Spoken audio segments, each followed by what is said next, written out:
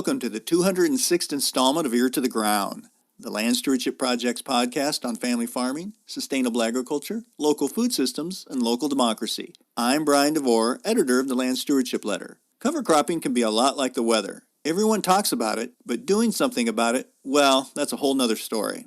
There's wide agreement that planting covers like small grains, legumes, and brassicas between the regular corn and soybean growing seasons is good for soil health and builds the land's long-term resiliency. But in farm country, there are plenty of reasons to not try something new like cover cropping. Lack of information, weather issues, improper equipment. Those are just some of the excuses that are used for not seeding covers. But southeastern Minnesota farmer John Meyer didn't let a few meteorological and logistical obstacles stand in his way when he decided in early 2017 that he needed to try cover crops. That winter, he had attended a Land Stewardship Project Soil Builders Network workshop and had heard soil microbiologist Dr. Christine Nichols talk about the importance of getting living roots in the ground all year round. Just as importantly, at that workshop, Meyer talked to other farmers from his community who were having good luck with cover cropping. He decided he needed to stop procrastinating and take some action. So on a frigid March day, Meyer seeded 200 acres of oats on his soybean ground using a couple of old grain drills he'd pulled out of his shed.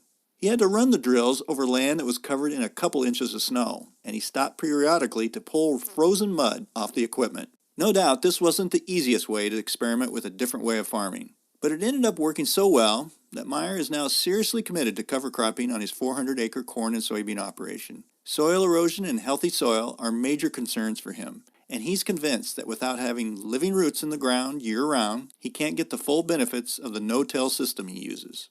Since that snowbound seeding, Meyer has been attending other soil builder workshops and field days, gathering more information and inspiration for building soil health. By the fall of 2017, 100% of his tilled acres were seeded to cover crops. I recently talked to Meyer after a Soil Builders Network workshop about why he felt cover crops had to be added to his no-till system, the benefits he's already seen on his acres, and what advice he has for other farmers considering utilizing techniques that build soil health. It may be no surprise that Meyer is not a big advocate of waiting around until the perfect cover cropping moment reveals itself. I'm a cash crop farmer, corn and soybeans. I went totally no-till in fall of 2014. Planted my first cover crops in the spring of 2017. And last fall, the fall of 2017, I had 100% cover crop planted on all my acres. So you were doing no-till. You obviously care about keeping the soil in place, that kind of thing. But it sounds like you had kind of come to a realization that maybe that wasn't enough, that there needed to be a little bit more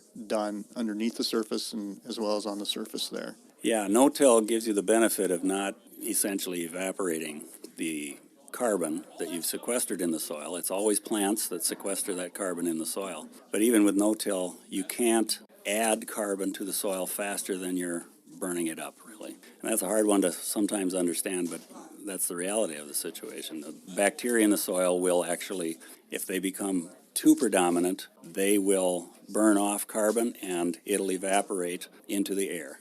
And so you can burn off more than you're actually sequestering. So the solution then is to grow more on those acres and put it in the soil. Roots are the biggest advantage to sequestering carbon in the soil. So cover crops, especially in the off-season, are really important. Keep that live root in the soil 100% of the time, which supports all of that life that's in the soil. They're dependent on it. One of the things that we, at this workshop, been to a lot. I know you've been to a lot of these, and I've been to a lot of these, and people get really excited, but then they go home and they go, well, that works for that guy who presented. Maybe he was from another state or whatever. Like, they go home and they go, I can't really do that at my place. I don't have the equipment.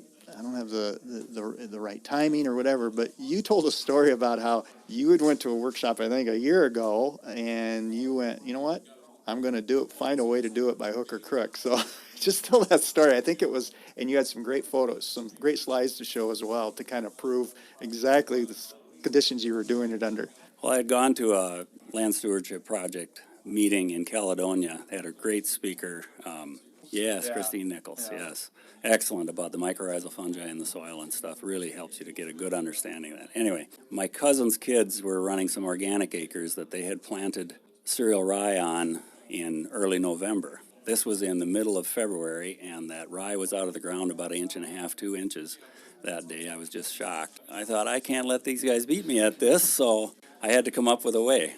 I pulled out my old 8300 drills out of the shed and filled them up with oats. And 10th of March, I planted 200 acres of oats on my soybean ground, and it all came beautifully, and it was wonderful. Just an old drill that was sitting in the shed that hadn't been used for 10 years, so nothing special. It can be done. Well, it's a little bit more special than you're saying, because the picture showed there was a couple inches of snow on the ground. It was pretty darn cold that day. Yeah, it got down to 7 below the night after I got done, so I mean, the ground was absolutely frozen. There's no penetrating. I was just looking for some even way of distributing the seed on top of the soil and hopefully get it in under the snow, and then the snow will do the rest. That's the beauty of nature. Kind of describe how that went the rest of the year then, that the oats came up, and then you plant corn in there then, or? Yeah, the oats came up. It all came up beautifully. Then I planted my corn into it at the normal time. I'm going to say it was probably somewhere between the 5th and the 10th. I think I finished planting corn on the 10th of May. The oats was probably about 2/3 of the way up to knee-high by that point. Then 2 weeks later, I went out and put on 140 pounds of urea per acre. And then about a week after that, I went and terminated the oats with my first pass of herbicide. My corn did fine, and it all worked out great. And I averaged across the whole farm that I had done this on about 210 bushel of the acre of corn with 140 pounds of N. And you must have had excellent weed control, I would imagine. No, not really. It was relatively good, but because I was concerned, I wanted to plant cover crop that fall. And so I cut back on the herbicides that I used. I had nothing out there ever that had any residual. Weed control is still a concern of mine. I'm trying to work on that and figure out a better way, and I've got ideas for that, but we'll see how that goes. Yeah, you talk about ideas. Has that kind of inspired you then to take this a little further, or what's your future plans for cover cropping? Well, I'm always going to be cover cropping. I'm 100% confident of that.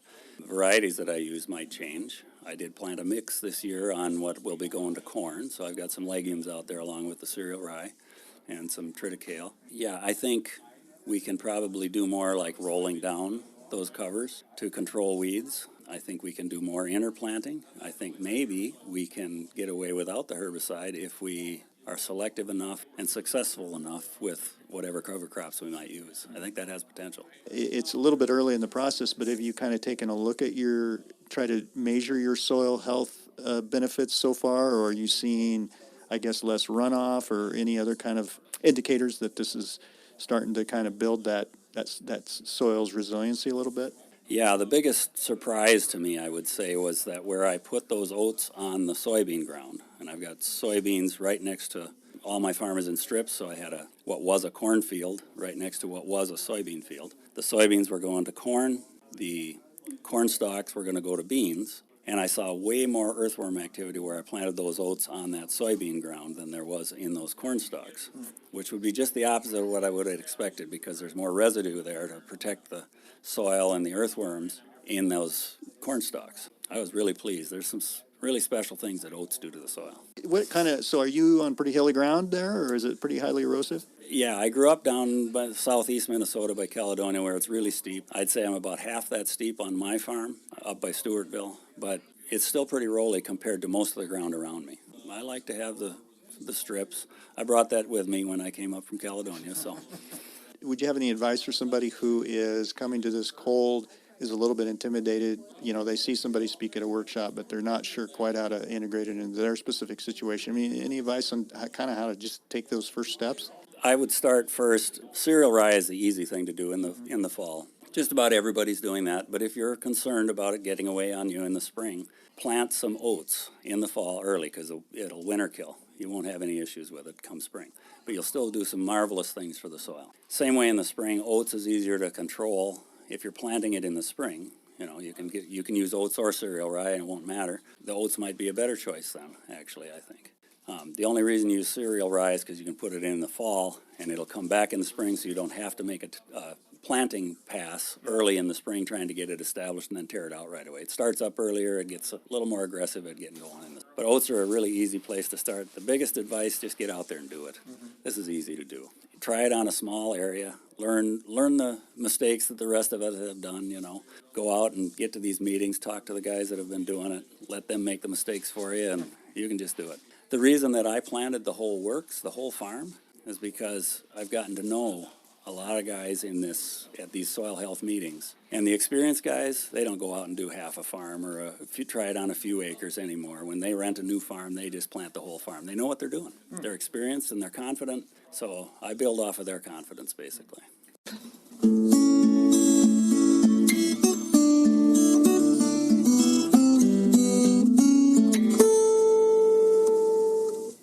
For more on the Land Stewardship Project's Soil Builders Network, see landstewardshipproject.org. There you'll find fact sheets, resources, videos, and information on upcoming workshops and field days. If you have comments or suggestions about this podcast, contact Brian DeVore at bdevore@landstewardshipproject.org, or you can call 612-722-6377. Thanks to Laura Borgendale, a Western Minnesota musician, for Ear to the Ground's theme music. And a special thank you to all of Land Stewardship Project's members who make initiatives such as this podcast possible. If you're not a member, visit landstewardshipproject.org to learn how you can support LSP. Thanks for listening.